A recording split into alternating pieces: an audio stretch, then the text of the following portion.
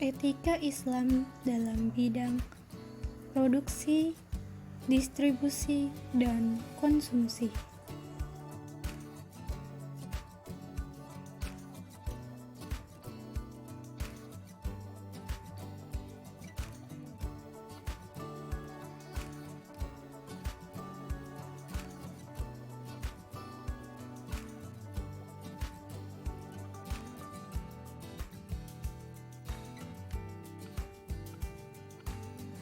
Studi kasus. Di zaman modern saat ini bertolak belakang dengan ajaran yang diajarkan oleh Allah Subhanahu wa Ta'ala. Zaman sekarang sering terjadi perbuatan zalim dan batil dalam bermuamalah. Bisnis yang tidak memiliki kejujuran dalam menjual produknya, pembeli yang tidak menggunakan keadilan dalam melakukan kegiatan tawar-menawar, penjual dan pembeli yang melakukan kegiatan maghrib atau masyir, riba dan gahar, serta masih terdapat banyak lagi yang termasuk dalam perbuatan zalim dan batil dalam bermuamalah.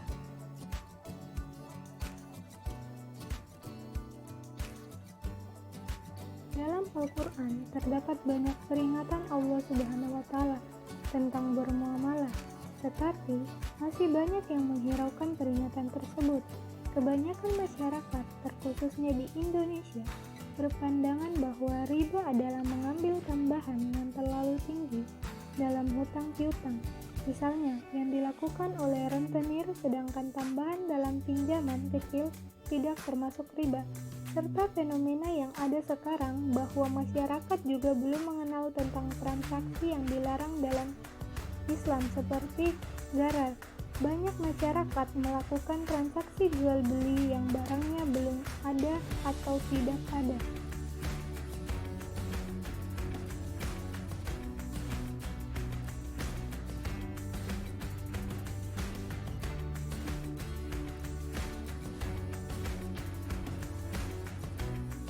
Islam mempunyai syariat-syariat pada semua aspek dalam kehidupan.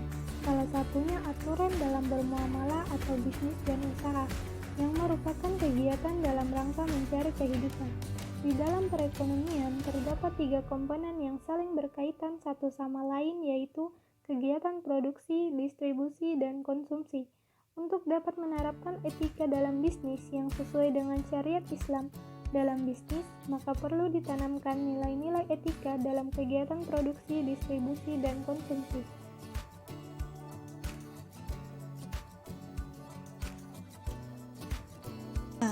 Etika Islam dalam bidang produksi. 1. Pengertian produksi.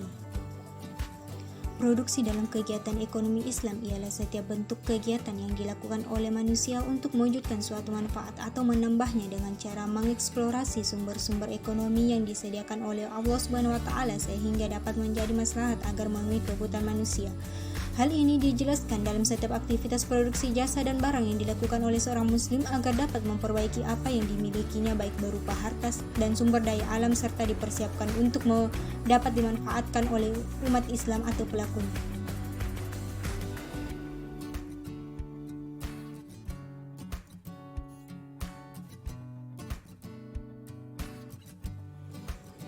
Dua, prinsip-prinsip produksi. Di dalam Islam terdapat beberapa prinsip yang harus ditaati, diperhatikan, dan dilakukan setiap akan melakukan kegiatan produksi. Di antaranya sebagai berikut ini. A. Melakukan produksi dalam lingkaran yang halal. Prinsip produksi yang harus dilakukan oleh setiap muslim, baik itu individu maupun kelompok, ialah berpegang teguh pada semua yang telah dihalalkan oleh Allah Subhanahu wa Ta'ala dan tidak boleh melewati batas. B. Berkeadilan dalam kegiatan produksi. Sistem ekonomi Islam sudah memberikan keadilan serta persamaan prinsip produksi yang sesuai dengan kemampuan individu tanpa harus menindas orang lain atau menghancurkan suatu masyarakat.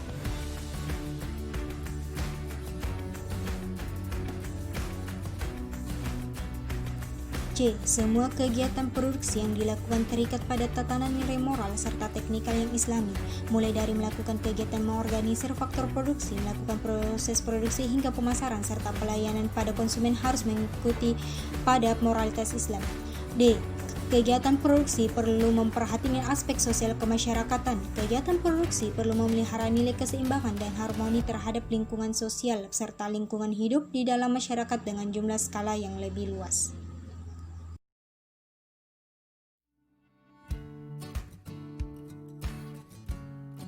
Permasalahan ekonomi yang muncul bukan hanya karena kelangkaan tetapi lebih kompleks lagi. Permasalahan ekonomi yang muncul bukan hanya karena adanya kelangkaan yang terjadi terhadap sumber daya ekonomi untuk memenuhi kebutuhan individu saja, tetapi juga disebabkan karena kemalasan dan pengabaian optimalisasi segala anugerah yang diberikan Allah baik dalam bentuk manusia maupun sumber daya alam. 3. Faktor-faktor produksi. Secara teori, faktor produksi dibagi menjadi 4, yaitu A. Tanah, B. Tenaga kerja, C. Modal, D. Ketetapan tatanan laksana atau manajemen.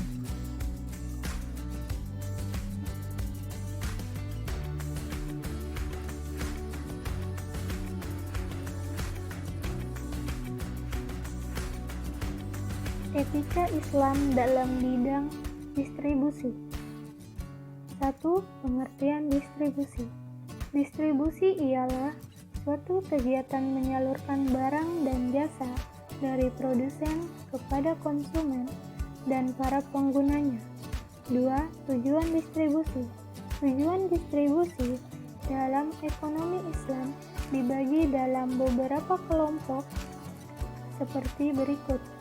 A. Tujuan dakwah ialah dakwah kepada Islam serta menyatukan hati kepada Allah Subhanahu wa Ta'ala. B. Tujuan sosial, yaitu memenuhi kebutuhan yang diperlukan oleh kelompok dan menciptakan prinsip solidaritas dalam kehidupan masyarakat Muslim.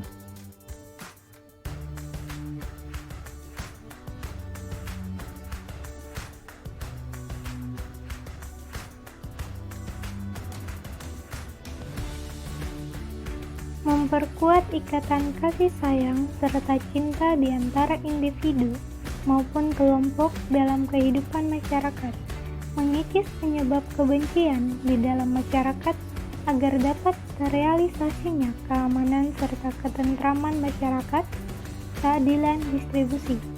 C. Tujuan pendidikan secara umum dalam perspektif ekonomi Islam bahwa distribusi dapat merealisasikan beberapa tujuan pendidikan sebagai berikut, yaitu pendidikan terhadap akhlak yang terpuji seperti dermawan, suka tolong-menolong, dan suka memberi dan mengutamakan orang lain.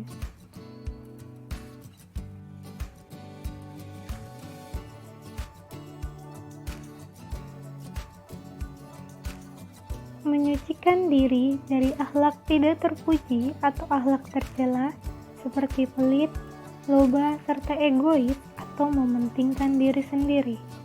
D. Tujuan ekonomi yang terpenting sebagai berikut, yaitu pengembangan harta serta pembersihannya, mengelola sumber daya manusia yang menganggur dengan terpenuhi kebutuhannya mengenai harta atau persiapan yang lazim untuk melakukannya dengan melaksanakan kegiatan ekonomi.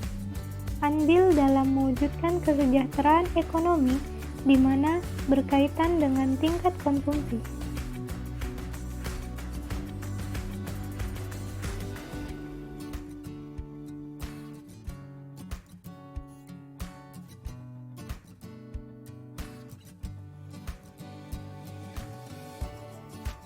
Tiga, distribusi dalam Islam. Distribusi dalam Islam terbagi menjadi 3, yaitu A. Zakat, B. Warisan, yaitu harta atau wasiat yang ditinggalkan oleh seseorang yang telah meninggal dunia kepada penerima wasiat tersebut. C.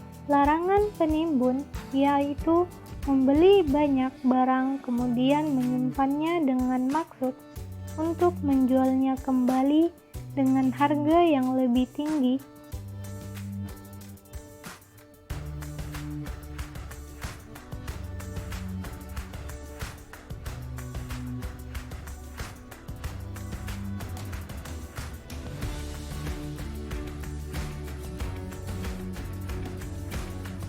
C. Etika Islam dalam bidang konsumsi. 1. Pengertian konsumsi. Konsumsi ialah kegiatan menghabiskan nilai guna atau utility barang dan jasa yang termasuk barang meliputi barang yang tahan lama dan barang yang tidak tahan lama. Sedangkan barang yang termasuk barang konsumsi berdasarkan kebutuhannya, yaitu kebutuhan primer, kebutuhan tersier, dan kebutuhan sekunder. 2. Prinsip konsumsi dalam Islam.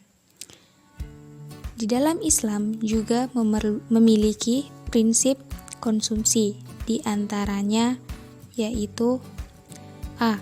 Prinsip keadilan, B. Prinsip kebersihan, C. Prinsip kesederhanaan, D. Prinsip kemurahan hati, E. Prinsip moralitas. Dalam sistem ekonomi, Islam memiliki 4 prinsip yang utama diisyaratkan dalam Al-Quran sebagai berikut. 2. A. Hidup harus hemat serta tidak boleh bermewah-mewah. B. Penghapusan riba. C. Melakukan usaha-usaha yang halal dan jauh dari kegiatan maisir dan gharar. 3. Faktor konsumsi. A. Tingkat pendapatan. Semakin tinggi suatu pendapatan dalam rumah tangga, maka semakin tinggi pula tingkat konsumsinya. Begitupun sebaliknya. B. Tingkat harga. Banyak atau sedikitnya suatu produk yang akan dikonsumsi sangat bergantung pada harga. C. Sikap dan gaya hidup. D. Adat istiadat. E. Model barang. F. Kegiatan berkompetisi dengan konsumen lain. G. Selera konsumen. Nomor 5. Etika konsumsi dalam Islam. A. Sederhana namun efisien dan efektif. B. Memperhatikan yang thayyib dan halal. C. Tidak mubazir, tidak kikir, dan tidak boros. D. Selalu bersyukur kepada Allah Subhanahu wa Ta'ala serta memperhatikan akan hak-hak orang lain. Intisari pembahasan. Setiap kegiatan ekonomi sudah diatur oleh agama agar sesuai dengan syariat Islam dan tidak melewati batas yang telah ditetapkan. Etika Islam dalam bidang produksi telah diatur dalam Al-Quran dan dalam melakukan kegiatan produksi tersebut harus sesuai syariat agar dapat terlaksana dengan baik dan tidak melanggar peraturan agama Islam. Etika Islam dalam bidang distribusi juga diatur di dalam Al-Quran agar ketika melakukan distribusi terhadap barang dari produsen kepada konsumen sesuai dengan syariat agama Islam dan terlaksana dengan baik. Begitu juga dengan etika Islam dalam bidang konsumsi telah diatur dalam Al-Quran agar ketika akan menggunakan atau mengkonsumsi suatu produk sesuai dengan syariat Islam.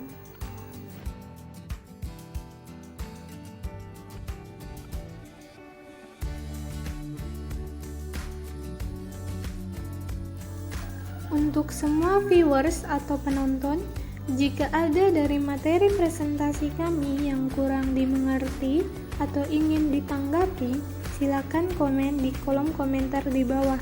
Dan jangan lupa like video kami dan subscribe channel kami ya. Sekian dan terima kasih.